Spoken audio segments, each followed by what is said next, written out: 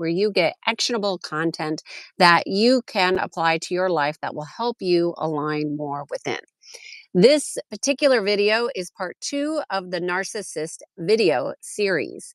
And as we talked about yesterday, the narcissist is going to always approach and attract you through your vulnerabilities. So, knowing your vulnerabilities is really helpful.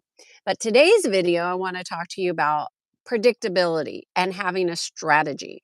Because the one thing for certain that is predictable is always going to be how the narcissist, whether it's your boss, it's a friend or supervisor, it doesn't matter who it is, they all have what's called predictable behavior. They always have the same approach.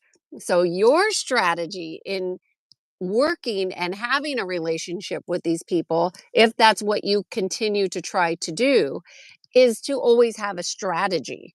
And that strategy will vary depending on however they are behaving. So, for example, one of the biggest ways in which a narcissist will always be able to manipulate pretty much everybody is through this thing called guilt.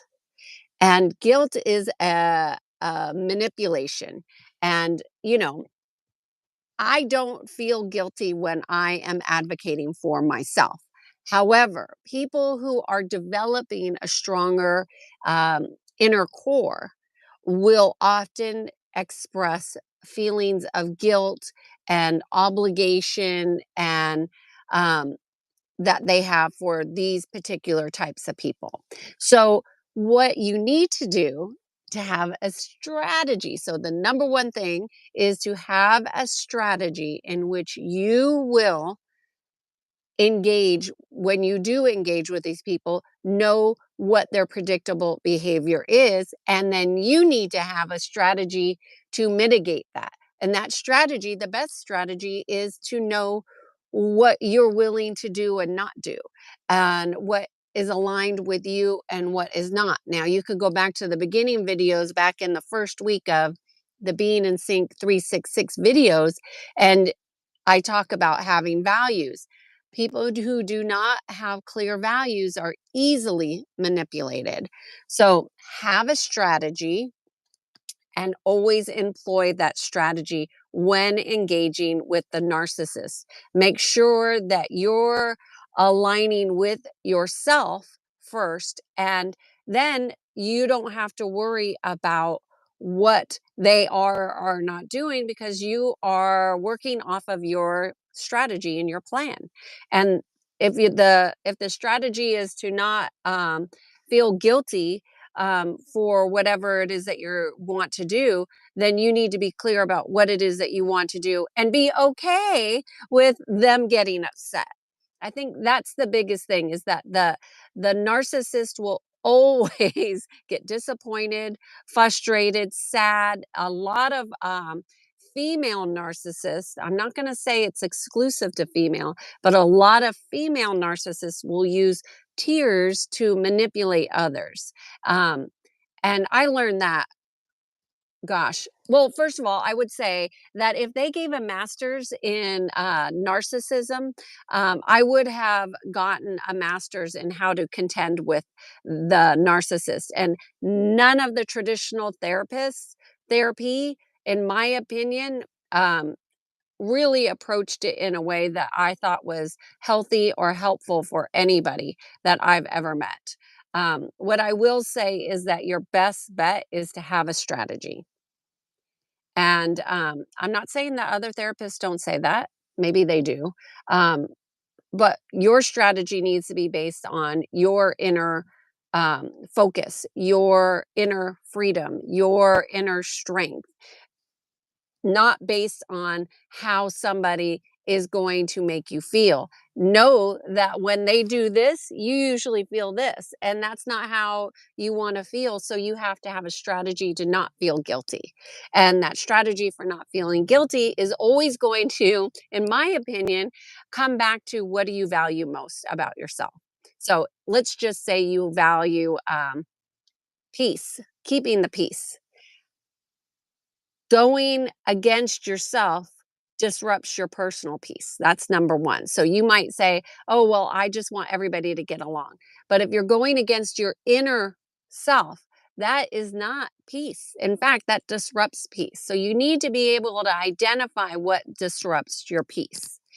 That would be a strategy. And then, long story short, if the narcissist that you are having a relationship, let's just say, I personally think the employee employer is the easiest one, because whoever you are in a work environment, your job is to lift everybody else up. In my opinion, you should be encouraging, supporting. And so if somebody's a narcissist, it doesn't matter. They can't disrupt your inner world unless you allow them. So you encourage them, you support them. I've had many, many clients who are narcissists. They always come back. Um, I've never had any issues with them attacking me or doing anything against me. They always are going to support people who support them. So if that's your situation at work, it's pretty easy. If your situation at home or with a partnership is that you want to continue to develop a relationship, you need to understand 100% that relationship is one sided. They cannot see or understand your reality, nor do they care. They really don't care. Their whole world is around keeping themselves in a particular reality. If that reality makes sense to you, I would be surprised, because the reality of a narcissist does not work off of logic. It works off of total protection, and protecting their world and how they see their world and what they think the reality is.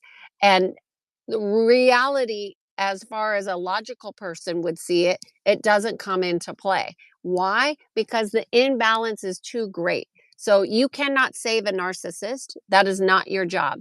If you are going to be in a relationship with them, you need to understand the parameters that keep you healthy. That is primary. And if you can't be in a relationship with a narcissist and have healthy boundaries, those two don't go together. So you have to understand that there's never going to be a healthy relationship with a narcissist, ever.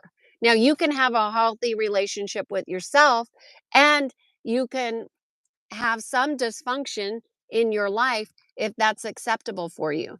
When you have a strong inner core, you don't have people around you who have that type of dysfunction. It's not something that works for your world. And so they don't fit. You don't resonate. They don't like you. That's okay. But be prepared to have a strategy in how you're going to work with them. For me, when I meet a narcissist, I don't judge them. I interact with them like I would interact with anybody else, and I don't engage if for further discussions about pretty much anything. I listen, I'm honorable, I'm respectful, but we're not going to continue a relationship. We're going to be cordial to one another, but they probably don't want a friendship or relationship with me, and I absolutely will not be in a relationship that is not mutually respectful. So I think that goes back to your values. So, cheers to being in sync. I hope you found this helpful, and I look forward to tomorrow's video for part 3. Bye. Oh, I am Kiana Sage, and I guide people to peace. I can be reached at kiana.com, KIANNAA. Have a great day. Bye.